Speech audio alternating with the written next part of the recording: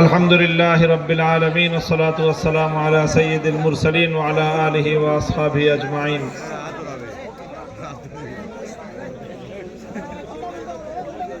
আসন্ন ত্রয়োদশ জাতীয় সংসদ নির্বাচনে মৌলভীবাজার ৪ আসন শ্রীমঙ্গল কমলগঞ্জ সংসদীয় এলাকা থেকে 11 দলীয় নির্বাচনী ঐক্যের সমর্থনে বাংলাদেশ খেলাফত মজলিসের মনোনীত প্রার্থী শ্রীমঙ্গল কমলগঞ্জের মাটি ও মানুষের নেতা, এ অঞ্চলের আধ্যাত্মিক পরিবারের সুযোগ্য সন্তান জনাব গাজী শেখ নূরে আলম হামিদীর নির্বাচনী জনসভায় উপস্থিত সংগ্রামী শ্রীমঙ্গলবাসী, কমলগঞ্জের এলাকাবাসী, আজকের এই রাত গভীরে শ্রীমঙ্গলের এই ঐতিহাসিক জনসমাবেশ এটা প্রমাণ করে শ্রীমঙ্গল কমলগঞ্জের মাটি রিকশা মার্কার ঘাঁটি। সংগ্রামী এলাকাবাসী, 2024-এর জুলাই বিপ্লবের পর এদেশের মানুষের অভিপ্রায়, তাদের আকাঙ্ক্ষা তীব্র হয়েছে যে পুরনো বন্দোবস্তের হাত থেকে বাংলাদেশকে মুক্ত করে একটি নতুন স্বপ্নের বাংলাদেশ তারা গড়ে তুলবে। পুরনো বন্দোবস্তটা কি আর নতুন আমাদের পরিবর্তনের আকাঙ্ক্ষাটা কি, এটুক আমাদের একটু ভালো করে বোঝা দরকার। 1971 সালে মহান মুক্তিযুদ্ধের মধ্য দিয়ে বাংলাদেশের স্বাধীনতা অর্জিত হয়েছিল। 71-এর আগ পর্যন্ত দীর্ঘ প্রায় 200 বছর বাংলার মানুষকে শাসন করেছে বিদেশি শাসকরা। 190 বছর পর্যন্ত শাসন করেছে ইংরেজ বেনিয়ারা। তারপরে 24 বছর শাসন করেছে পশ্চিম পাকিস্তানের খান পাঠানরা। কাজেই 214 বছরের সংগ্রামের মধ্য দিয়ে 1971 সালে বাংলাদেশের মানুষ স্বাধীনতা লাভ করেছে। বাংলার মানুষের স্বপ্ন ছিল, প্রত্যাশা ছিল, আকাঙ্ক্ষা ছিল, যেহেতু আগে বিদেশিরা শাসন করত, এই জন্য তারা আমাদের উপর জুলুম করত, শোষণ করত, অত্যাচার করত, অবিচার করত, লুটপাট করত। 71-এর পর যেহেতু আমার দেশের মানুষ শাসন করবে, সুতরাং আর শোষণ হবে না, আর বৈষম্য হবে না, আর লুটপাট হবে না। কিন্তু দুর্ভাগ্যজনকভাবে 72 থেকে 24 পর্যন্ত বাংলাদেশের মানুষের সে স্বপ্নই থেকে গিয়েছে, স্বপ্ন পূরণ হয় নাই। বরং কখনো বাংলাদেশের মানুষকে সারা বিশ্বে দুর্নীতিতে চ্যাম্পিয়ন বানিয়ে বাংলার মানুষকে অপমান করেছে শাসক গোষ্ঠী। কখনো বাংলার শাসক গোষ্ঠী বাংলাদেশের প্রাকৃতিক সম্পদগুলো সহ গোটা দেশটাকে বিদেশি শক্তির কাছে ইজারা দিয়ে নিজেদের ক্ষমতাকে পাকাপোক্ত করার চেষ্টা করেছে, বাংলাদেশের মানুষের মাথা বিক্রি করেছে। এইভাবে বাংলাদেশের মানুষকে নিজেদের ক্ষমতা কুক্ষিগত করে রাখার জন্য নির্বিচারে হত্যা করেছে, তাদেরকে শোষণ করেছে, তাদের উপর দিয়ে জুলুম এবং অত্যাচারের স্টিম রোলার পরিচালনা করেছে। বিদেশি শাসকদের 214 বছর, দেশি শাসকদের 54 বছর, মোট হলো 278 বছর। এই 278 বছরের শোষণ, বৈষম্য, অবিচার, অত্যাচার থেকে মুক্তির আকাঙ্ক্ষা নিয়ে 2024 সালের একটা বিপ্লব হলো। সেই বিপ্লবে নেতৃত্ব দিল এদেশের ছাত্র সমাজ, সেই বিপ্লবে নেতৃত্ব দিল এদেশের তরুণ সমাজ। স্কুল, কলেজ, ইউনিভার্সিটি থেকে শুরু করে আলিয়া মাদ্রাসা, কওমি মাদ্রাসা, সব ছাত্ররা সকল রাজনৈতিক, ধর্মীয়, অন্যান্য ভেদাভেদের দেয়াল ভেঙ্গে হাতে হাত রেখেছিল অন্যায়, অবিচার, স্বৈরতন্ত্র এবং ফ্যাসিবাদের বিরুদ্ধে। সহজে মুক্তি আসে নাই। ১৫০০ হাজারের বেশি মায়ের কোল খালি হয়েছে। বাংলার প্রতিটি জনপদ থেকে আমার তরুণ ছাত্র জনতা, দামাল সন্তানরা শাহাদাতের নজরানা পেশ করেছে। ১৫০ সহস্রাধিক দামাল যুবক ছাত্র সন্তানের রক্তের উপর দিয়ে ২০২৪ সালের ৫ই আগস্ট ঐতিহাসিক গণ অভ্যুত্থান এবং গণবিপ্লব সাফল্য লাভ করেছে।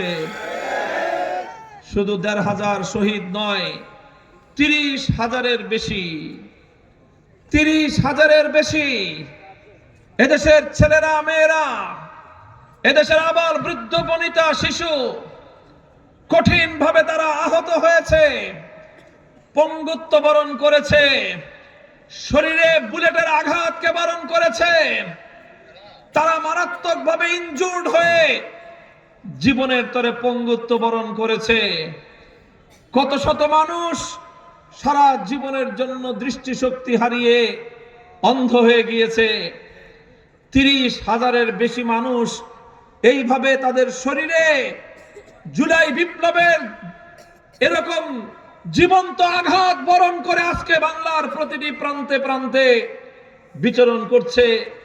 বাংলাদেশের প্রতিটি জেলায় জেলায় জুলাই বিপ্লবের শহীদদের কবর রয়েছে। এখনো পর্যন্ত সেই সকল সন্তানহারা মায়েদের চোখের পানি শুকায় নাই।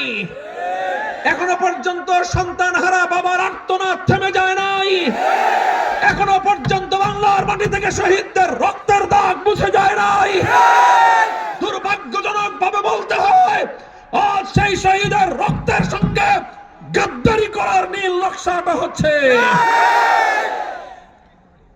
তাই শহীদদের রক্তের প্রতি শ্রদ্ধা জানানোর জন্য, ১৫০০ শহীদের স্বপ্ন পূরণের জন্য, ৩০,০০০ জুলাই যোদ্ধা আহত পঙ্গুত্ব বরণকারীদের স্বপ্নের বাংলাদেশ গড়বার স্বপ্ন অভিপ্রায় নিয়ে জুলাই সনদ বাস্তবায়নের টার্গেট এবং লক্ষ্য নিয়ে ১১টি দল হাতে হাত রেখেছি। একটি শপথ নিয়ে, বাংলাদেশে আর ফ্যাসিবাদ ফিরতে দেওয়া হবে না। বাংলাদেশে আর কোন ব্যক্তির ক্ষমতার স্বাদ পূরণ করার জন্য বাংলার মানুষ আর নিজেদেরকে বলি দেবে না। বাংলাদেশ হবে জনগণের বাংলাদেশ। বাংলাদেশের সম্পদ ভোগ করবে বাংলার ১৮ কোটি মানুষ। বাংলাদেশ থেকে সম্পদ পাচার করে বিদেশে আর বেগম পাড়া করতে দেওয়া হবে না। বাংলাদেশের ব্যবসায়ীরা ব্যবসা করবে, রাষ্ট্রকে ট্যাক্স দিবে, কোন দুর্বৃত্তকে আর চাঁদা দিবে না। বাংলার মেহনতি মানুষ মেহনত করবে, পরিশ্রম করবে, শ্রম দিয়ে, ঘাম ঝরানো পয়সা দিয়ে নিজের পরিবার নিয়ে সুখে সমৃদ্ধিতে নিরাপদ বাংলাদেশে বসবাস করবে। রেমিটেন্স যোদ্ধা ভাইরা, আমার প্রবাসী ভাইরা, তারা রক্ত পানি করা কষ্টার্জিত সম্পদ দেশে পাঠাবে। সেই সম্পদ দিয়ে দেশের ভাগ্যের উন্নয়ন ঘটবে। সেই সম্পদ দিয়ে প্রবাসীদের পরিবার বর্গ তারা সুখে শান্তিতে দিন কাটাবে। আর কোন প্রবাসীর সম্পদ দিয়ে এদেশে লুটপাটের হরিলুট করতে দেওয়া হবে না। এই স্বপ্ন নিয়ে ১১টি দল আমরা ঐক্যবদ্ধ হয়েছি। আমাদের এই ঐক্য কোন একক ব্যক্তি, একক দল অথবা ১১টি দলের জোটকে ক্ষমতায় নেওয়ার জন্য নয়। আমাদের এই ঐক্য বাংলার ১৮ কোটি মানুষের কাছে তাদের ক্ষমতা বুঝিয়ে দেওয়ার জন্য। আমাদের ঐক্য লুটপাট আর গুন্ডামির রাজনীতি বন্ধ করার জন্য। আমাদের এই ঐক্য আগামীর বাংলাদেশে পেশি শক্তির রাজনীতিকে চিরতরে বিদায় করবার জন্য।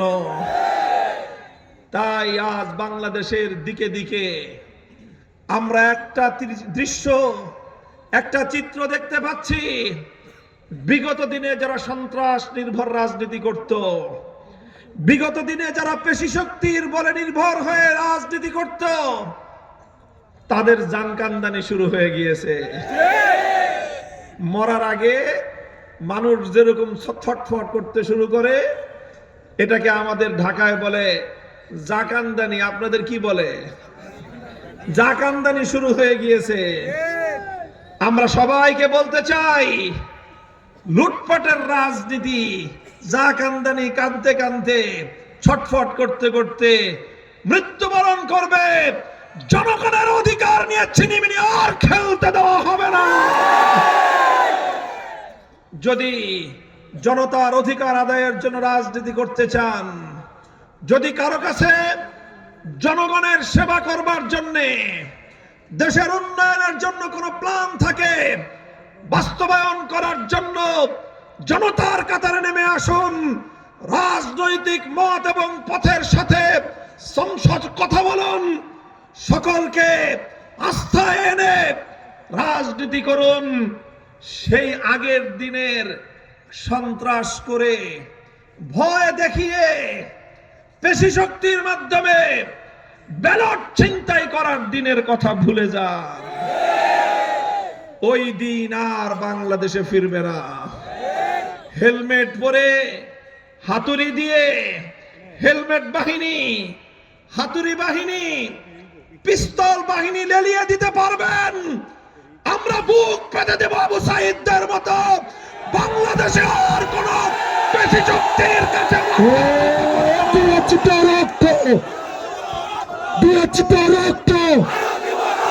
দিল্লি না ঢাকা, দিল্লি না ঢাকা। আমির মধ্যে শিখিয়েছিল আল্লাহ আছে আপনার সাথে। সংগ্রামী সাথী ও বন্ধুগণ, তাই আমরা বলি, জুলাই সনদ বাস্তবায়নের জন্য, যে জুলাই সনদ প্রণীত হয়েছে ঐক্যের ভিত্তিতে, জুলাই বিপ্লবের অংশীজন প্রতিটি ব্যক্তি, প্রতিটি দল, প্রতিটি পক্ষ ঐক্যবদ্ধ হয়ে যেই জুলাই সনদ প্রণয়ন করা হয়েছে, সেই জুলাই সনদকে হা ব্যালটে সিল মেরে জয়যুক্ত করতে হবে। জুলাই সনদের বিপক্ষে যারা অবস্থান নিবে, যারা জুলাই সনদের গণভোটে নায়ের পক্ষে ক্যাম্পেইন করবে, যারা না ভোট দিতে বলবে, তারা বাংলাদেশের দুশ্মন, স্বাধীনতার দুশ্মন, জুলাই বিপ্লবের দুশ্মন।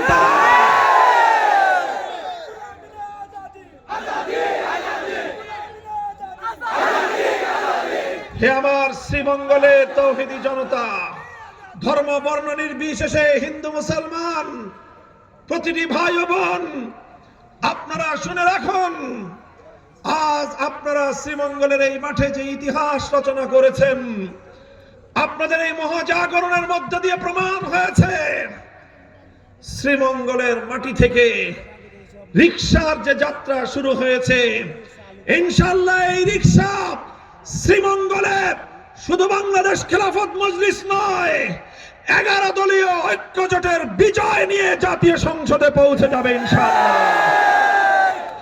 আমি 11 দলীয় নির্বাচনী ঐক্যের সকল নেতা কর্মীদেরকে উদাত্ত আহ্বান জানাতে চাই, দেখে যান শ্রীমঙ্গলের মাটিতে রিকশা মার্কার যে গণজোয়ার সৃষ্টি হয়েছে, রিকশা মার্কার প্রতি শ্রীমঙ্গল এবং কমলগঞ্জের মানুষের যে অভূতপূর্ব সাড়া পড়েছে, ইনশাআল্লাহ যদি আল্লাহর রহমত সাথে থাকে, রিকশার বিজয় কেউ ঠেকাতে পারবে না। সকলে রিকশা মার্কার এই গণজোয়ারে শামিল হন, কাল বিলম্ব করবেন না। ইনশাআল্লাহ মেহনতি মানুষের ভাগ্য উন্নয়নের জন্য, চা শ্রমিকদের ভাগ্য উন্নয়নের জন্য, চা শ্রমিকদের সত্যিকার ন্যায্য পাওনা আদায় করবার জন্য, তাদের ন্যায্য যে পারিশ্রমিক, সেই পারিশ্রমিক উসুল করে দেওয়ার জন্য মৎস্যজীবীরা তারা যেভাবে প্রচন্ড পরিশ্রমের মধ্য দিয়ে বাংলাদেশের মানুষের চাহিদা পূরণ করার জন্য অকাতরে মেহনত করে, পরিশ্রম করে সেই মৎস্যজীবী সহ প্রতিটি সেক্টরের শ্রমিক কৃষকদের অধিকার আদায়ের জন্য বরুণা পরিবারের লুৎফুর রহমান শেখ বর্ণবী রহমতুল্লাহ আলাইহির দৌহিত্র খলিলুর রহমান শেখ বর্ণবীর সুযোগ্য সন্তান, এই বরুণার কৃতি সন্তান গাজী শেখ নূরে আলম হামিদি শুধুমাত্র শ্রীমঙ্গল আর কমলগঞ্জের নয়, তিনি গোটা বাংলাদেশের এক হিরণ্ময় হাতিয়ার। তিনি বাংলাদেশের একজন কৃতি সন্তান। এই রকম সন্তান, এই রকম যোগ্য নেতা, জনবান্ধব নেতা জাতীয় সংসদে প্রতিনিধিত্ব করার সুযোগ পেলে শুধু শ্রীমঙ্গল আর কমলগঞ্জ নয়, শুধু মৌলভীবাজার নয়, বাংলাদেশের উন্নয়ন হবে ইনশাআল্লাহ। ও তুমি মার্কা আসলে তুলছে মার্কা চোখে ভালো মাকবুল হকের হামিদি ভাইয়ের সুরক্ষিতা তালে অভিনত সংসদে এবার যাবে গণমানুষের চা শ্রমিকের চোখে ভালো যুবক ভাইদের ছাত্র ভাইদের জুলাই চিতর যাবে ইনশাআল্লাহ। আমি আপনাদেরকে উদাত্ত আহ্বান জানিয়ে যাই, আপনাদের রিকশার এই গণজোয়ার ইনশাআল্লাহ আরো বাড়তে থাকবে। রিকশা মার্কা মেহনতি মানুষের প্রতীক। রিকশা মার্কা ঘাম ঝরিয়ে তিল তিল করে একটি পরিবার, একটি সমাজ, একটি রাষ্ট্র গড়ার আস্থার যানবাহন। কথা বলেন ঠিক না বেঠিক? রিকশা খুব জোরে না চলতে পারে, ধীরে ধীরে চলে, কিন্তু নিরাপদে গন্তব্য পর্যন্ত পৌঁছে যায়। গাড়ি ঘোড়ায় দুর্ঘটনা হয়, আকাশের প্লেন এবং হেলিকপ্টারও দুর্ঘটনায় পড়ে, নদী সমুদ্রের জাহাজ নৌকা তলিয়ে যায়। রিকশা তলায়ও না, রিকশা দুর্ঘটনায় পড়ে না, রিকশা ধীরে ধীরে চলে যাত্রীকে তার বাড়ি পর্যন্ত পৌঁছায় দেয়। তাই বড় লোকের শেষ আশ্রয় রিকশা, গরিবের বাহন রিকশা। শহরে চলে রিকশা, গ্রামে চলে রিকশা, পাকা রাস্তায়, কাঁচা রাস্তায়, গ্রামগঞ্জে, পাড়া মহল্লায়, শহরে নগরে, গোটা বাংলাদেশে এবার মৌলভীবাজারের একমাত্র প্রতীক, মৌলভীবাজারের একমাত্র মার্কা শেখ বরুণার মার্কা, বাংলাদেশ খেলাফত মজলিসের মার্কা, 11 দলের মার্কা, মুক্তির মার্কা, বিপ্লবের মার্কা। সেই মেহনতি মানুষের প্রতীক, মুক্তির প্রতীক।